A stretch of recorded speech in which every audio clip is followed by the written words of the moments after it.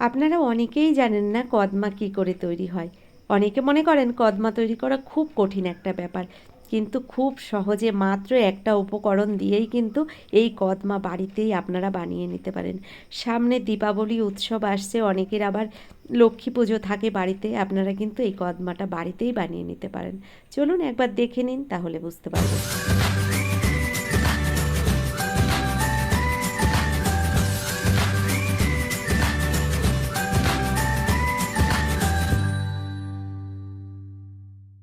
দেখুন আজ আমি কদমাটা কি করে তৈরি করছি। প্রথমে একটা গ্যাসের উপরে কড়াই বসিয়ে দিয়েছি, আর ওই কড়াইয়ের মধ্যে একটা কাপ মেপে দিয়ে দিলাম চিনি। এখানে কিন্তু চিনিটা আপনারা মেপেই ব্যবহার করবেন, তাহলে কদমাটা তৈরি করতে সুবিধা হবে। বাটি বা কাপ যে কোনো একটা পাত্র মেপে নিলে সুবিধা হবে। দেখুন যে কাপ মেপে আমি চিনিটা নিয়েছি, ওই কাপ মেপেই আমি হাফ কাপ দিয়ে দিলাম জল। 1 কাপ চিনি নিয়েছি আর হাফ কাপ দিয়ে দিলাম জল। জলটাকে দেওয়ার পরে ভালো করে আমি এই চিনির সঙ্গে জলটাকে এভাবে মিশিয়ে নিচ্ছি। গ্যাসটাকে অন করে দিয়েছি আর গ্যাসের ফ্লেমটাকে মিডিয়াম ফ্লেমে রেখেছি। একদমই হাই ফ্লেমে রাখা যাবে না, তাহলে কিন্তু এই চিনিটা সাইড দিয়ে একটু পুড়ে লাল লাল হয়ে যাবে, কদমাটা কিন্তু একদম ধবধবে সাদা হবে না। তো দেখুন চিনিটা কিন্তু ফুটতে শুরু করেছে। আর এর মধ্যে এবার আমি দেখুন দিয়ে দিচ্ছি একটা লেবু থেকে 1/4 ভাগ লেবু। সেই লেবুটাকে আমি একটু ছাঁকনি দিয়ে ছেঁকে রসটা দিয়ে দিলাম এই চিনির শিরার মধ্যে। তো দেখতে থাকুন, আশা করছি ভালো লাগবে। নমস্কার বন্ধুরা, কেমন আছেন সবাই? নিশ্চয়ই সবাই ভালো আছেন। আমিও ভালো আছি। টিয়ার রান্নাঘর থেকে আমি তন্দ্রা। আজ নিয়ে এলাম দীপাবলি স্পেশাল কদমার একটা রেসিপি নিয়ে। সম্পূর্ণ ভিডিওটি দেখার অনুরোধ রইল। আর ভিডিওটি দেখতে দেখতে যদি আপনাদের ভালো লেগে যায় একটা লাইক দিয়ে দেবেন, পারলে আমার চ্যানেলটিকে সাবস্ক্রাইব করে আমার পাশে থেকে যাবেন। দেখুন চিনির শিরাটাকে আমি বেশ কিছুক্ষণ এভাবে জাল করে নিয়েছি। আস্তে আস্তে কিন্তু চিনির শিরাটা ঘন হয়ে যাচ্ছে। তো বন্ধুরা, আপনাদের কাছে অনুরোধ রইল কেউ ভিডিওটা স্কিপ করে দেখবেন না, তাহলে কিন্তু বুঝতে পারবেন না আমি কি করে এই কদমাটা তৈরি করলাম। দেখুন কিছুক্ষণ টাইম ধরে আমি চিনি শিরাটাকে এভাবে ফুটিয়ে নিচ্ছি, আর অনেকটাই ঘন হয়ে গেছে। এবার আপনাদের একটু চেক করে দেখাবো। দেখুন একটা বাটির মধ্যে আমি কিছুটা জল নিয়েছি। এই জলের মধ্যে আমি একটু খুন্তি দিয়ে চিনি শিরা দিয়ে দিলাম। দেখুন একই জায়গায় চিনি শিরাটা কিন্তু লেগে আছে, এটা কিন্তু কোনো রকম জলের সঙ্গে ছড়িয়ে যায়নি, মিশে যায়নি। এবার দেখাচ্ছি আপনাদের। দেখুন আমি এই চিনির যে শিরাটা জলের মধ্যে দিয়েছি, এটা হাত দিয়ে একটু এভাবে নেড়ে চেড়ে এক জায়গা কিন্তু দলা করলে দলা পাকিয়ে যাচ্ছে। দেখুন দেখলে আপনারা বুঝতে পারবেন। দেখুন আস্তে আস্তে দলা পাকিয়ে যাচ্ছে, কিন্তু ঠিক এরকম পজিশানে যখন চিনি শিরাটা তৈরি হয়ে যাবে তখন গ্যাসটা বন্ধ করে দিতে হবে। তো এখানে আমার চিনি শিরাটা পুরোপুরি রেডি হয়ে গেছে। এবার আমি গ্যাসটাকে বন্ধ করে এই শিরাটাকে নামিয়ে নেব। তো এদিকে দেখুন একটা থালার মধ্যে আমি একটু ঘি নিয়েছি। ওই হাফ চামচ পরিমাণে ঘি দিয়ে দিলাম, আর ঘিটাকে বেশ ভালো করে থালার গায়ে এভাবে মাখিয়ে নিলাম। এবার যে চিনির শিরাটাকে রেডি করে নিয়েছি, এই চিনির শিরাটা ঢেলে দিলাম এই থালার মধ্যে। দেখুন থালার মধ্যে চিনির শিরাটা এভাবে আমি ঢেলে রেখে দিলাম। তো 5 মিনিট মতো আমি এই চিনির শিরাটাকে ঠান্ডা করার জন্য রেখে দেবো সাইডে। দেখুন একটু থালাটা আমি এভাবে নেড়ে চেড়ে সাইডে সরিয়ে রাখছি।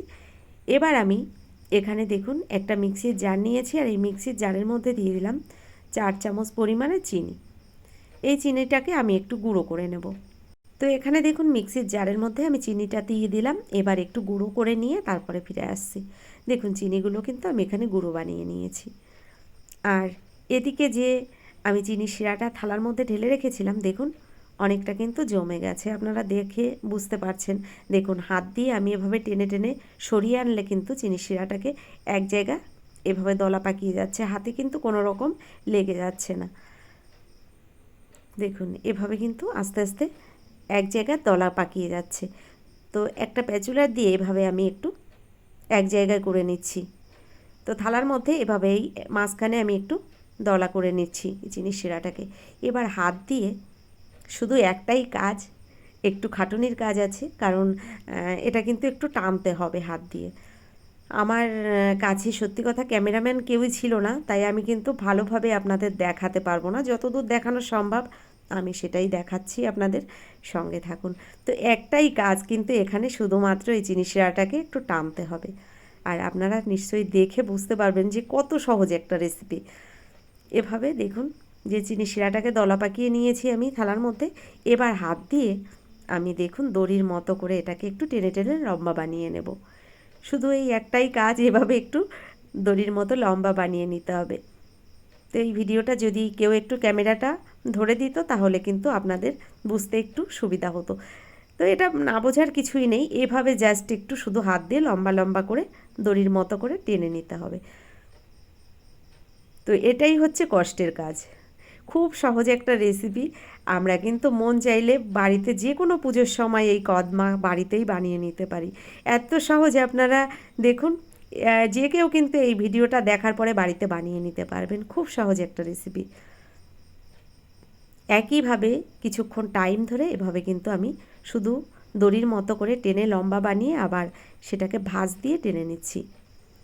এভাবে কিছুক্ষণ করতে করতে কিন্তু দেখবেন সাদা হয়ে যাচ্ছে, আর এই চিনি শিরাটা কিন্তু আস্তে আস্তে ফুলে উঠছে অনেকটা। দেখা যাচ্ছে এখানে দেখুন, যতটা আমি এখানে চিনি শিরা নিয়েছিলাম তার থেকে অনেকটা বেশি মনে হচ্ছে না? ঠিক এভাবে শুধু দড়ির মতো করে টেনে টেনে লম্বা বানাতে হবে। আর দেখুন আস্তে আস্তে কতটা কালারও চেঞ্জ হয়ে গেছে, অনেকটা সাদা হয়ে গেছে দেখুন। খুব সহজে আপনারা যে কেউ বাড়িতে কিন্তু যে কোনো পুজোর সময় বানিয়ে নিতে পারেন। আস্তে আস্তে একটু শক্ত হয়ে যাচ্ছে, টানতেও একটু কষ্ট হচ্ছে, তবে খুব কষ্ট নয়, হাত দিয়ে আস্তে করে এভাবে টানলেই কিন্তু লম্বা হয়ে যাচ্ছে। তো বন্ধুরা, সামনেই কালী পুজো বা অনেকের বাড়িতে লক্ষ্মী পুজো থাকে, আপনারা কিন্তু বাড়িতে এভাবে একদম সহজেই বানিয়ে নিতে পারেন। এভাবে কিছুক্ষণ টেনে নেওয়ার পরে আস্তে আস্তে কিন্তু অনেকটাই শক্ত হয়ে গেছে। আর এখানে দেখুন যে চিনিগুলো আমি গুঁড়ো করে নিয়েছিলাম সেই থালাটা কিন্তু সামনেই নিয়েছি, ওই থালাটার উপরে আমি রেখে দিলাম। এবার নিয়েছি এখানে দেখুন একটু কট সুতো, এখানে কিন্তু কট সুতো দিয়েই আমি এভাবে কেটে নিচ্ছি। আপনারা একটু শক্ত টাইপের সুতো নেবেন, তাহলে কিন্তু এই কদমাগুলো এভাবে কেটে নিতে সুবিধা হবে। দেখুন কত সহজে কিন্তু এভাবে সুতোটাকে একটু পাকিয়ে কেটে নিচ্ছি, আর সহজে কিন্তু কাটা হয়ে যাচ্ছে। তো এভাবেই কিন্তু কদমা তৈরি হয়। আপনারা অনেকেই জানেন না, অবশ্যই ভিডিওটা দেখে নিলেন, আর এভাবে বাড়িতে আপনারাও কিন্তু বানিয়ে নিতে পারেন। তো বন্ধুরা, কেমন লাগলো আজকের এই রেসিপিটি অবশ্যই আমাকে লিখে জানাবেন। যদি আমার এই ভিডিওটি আপনাদের ভালো লেগে থাকে, এখনও একটা লাইক দিতে ভুলে গেছেন, অনুরোধ করব একটা লাইক দিয়ে যারা এখনও আমার চ্যানেলটিকে সাবস্ক্রাইব করেনি অবশ্যই আমার চ্যানেলটিকে সাবস্ক্রাইব করে আমার ভিডিওর পাশে থাকা বেল আইকনটি ক্লিক করে নোটিফিকেশানটা অল করে দেবেন। তাহলে কি হবে, আমার ভিডিও আপলোড করার সঙ্গে সঙ্গে তার নোটিফিকেশানটা আপনার কাছে পৌঁছে যাবে, আর আপনি টাইম মতো ভিডিওটা দেখে নিতে পারবেন। এছাড়া আপনাদের বন্ধুবান্ধবের মধ্যেও কিন্তু আমার এই ভিডিওটা শেয়ার করে দিতে পারেন। তো দেখলেন তো কত সহজ একটা রেসিপি, এভাবে সুতো দিয়ে আমি একটা একটা করে কদমা কেটে নিলাম। আর এগুলো দেখতে যে কি দারুণ হয়েছিল কি বলবো, ভীষণ সুন্দর হয়েছে। একদম আপনি বিশ্বাসই করতে পারবেন না যেটা আপনি নিজের হাতে বাড়িতে বানিয়েছেন, কেউ দেখলে বিশ্বাস করতে পারবে না, একদম বাজারের কেনা কদমার মতোই দেখতে হয়েছে। তো বন্ধুরা, আজকের মতো এই পর্যন্তই। পরবর্তী ভিডিও নিয়ে আবার চলে আসবো। ততক্ষণের জন্য সকলে ভালো থাকবেন, সুস্থ থাকবেন, টি আর রান্নাঘরের সঙ্গে থাকবেন। অসংখ্য ধন্যবাদ।